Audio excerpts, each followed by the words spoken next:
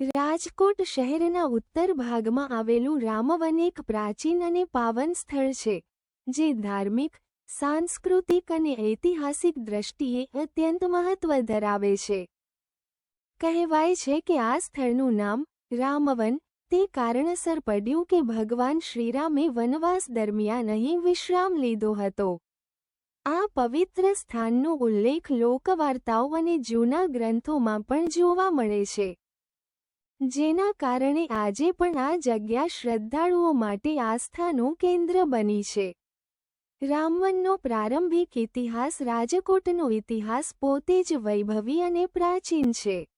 શહેરની સ્થાપના આશરે 1612માં જાડેજા રાજવી વિભાજી જગતસિંહજી દ્વારા થઈ હતી. પરંતુ રામવનનો ઇતિહાસ તેનાથી પણ જૂનો માનવામાં આવે છે.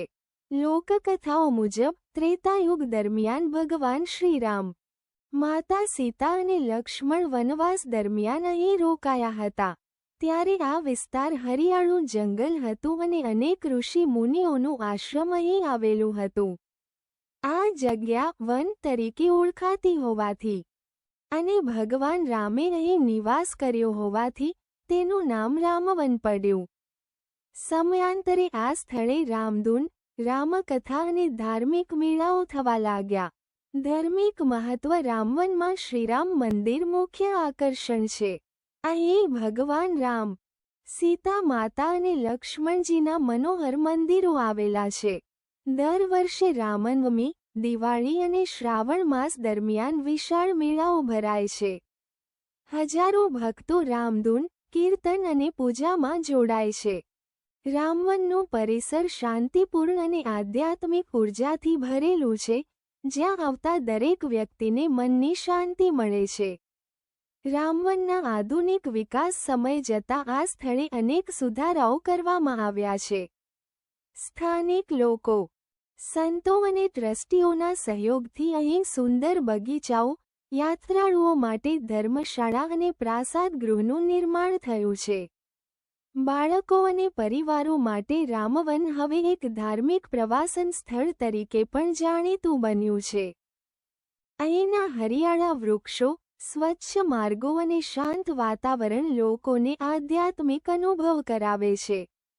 અહીં એક હનુમાનજીનું મંદિર અને શિવલિંગ પણ આવેલા છે, જે રામાયણ સાથે જોડાયેલા છે. લોકકથાઓ અને માન્યતાઓ સ્થાનિક માન્યતા મુજબ ભગવાન રામે વનવાસ દરમિયાન અહીં પોતાના ધનુષથી પાણી નીકળાવ્યું હતું, જે આજે પણ એક નાના કૂવામાં જોવા મળે છે. લોકો માનતા છે કે આ પાણી પવિત્ર છે અને રોગ દૂર કરે છે.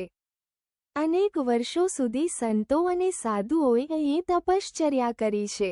આ જગ્યાએ દર વર્ષે રામકથા મહોત્સવ યોજાય છે, જેમાં પ્રસિદ્ધ વક્તાઓ જેમ કે મોરારી બાપુ, રાધે બાપુ જેવા સંતો કથા કરે છે. સમગ્ર રાજકોટ અને આસપાસના વિસ્તારોમાંથી ભક્તો મોટી સંખ્યામાં ઉપસ્થિત રહે છે. પ્રવાસન અને સંસ્કૃતિ રામવન માત્ર ધાર્મિક સ્થાન જ નહીં પરંતુ પ્રકૃતિ પ્રેમીઓ માટે પણ આકર્ષણનું કેન્દ્ર છે. અહીંના બગીચાઓ, સરોવર અને શાંત વાતાવરણ લોકો માટે આરામદાયક જગ્યા બની છે. અહીં સવાર સાંજના સમયે અનેક લોકો ધ્યાન, યોગ અને ચાલવા માટે આવે છે. રાજકોટના શાળા કોલેજના વિદ્યાર્થીઓ પણ અહીં પ્રવાસ માટે આવે છે. રામવનનો આધ્યાત્મિક સંદેશ રામવન આપણને ભગવાન રામના આદર્શો, સત્ય, ધર્મ અને કર્તવ્યનિષ્ઠાનું સ્મરણ કરાવે છે. આ સ્થાન શાંતિ, પ્રેમ અને ભક્તિનું પ્રતીક છે. શહેરના વ્યસ્ત જીવનમાંથી થોડી ક્ષણો માટે અહીં આવનાર વ્યક્તિને આત્મિક શાંતિનો અનુભવ થાય છે.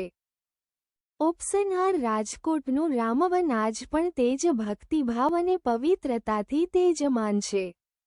અહીં પ્રત્યેક વર્ષ હજારો ભક્તો અને પ્રવાસીઓ આવતા રહે છે. રામવન માત્ર એક ધાર્મિક સ્થાન નથી, તે રાજકોટના ઇતિહાસ, સંસ્કૃતિ અને આધ્યાત્મિક પરંપરાનું જીવંત પ્રતીક છે. ભગવાન રામના આશીર્વાદથી આ પવિત્ર સ્થાન ભક્તિની સુગંધ ફેલાવે છે અને સૌને સદાચારના માર્ગ પર ચાલવાની પ્રેરણા આપે છે.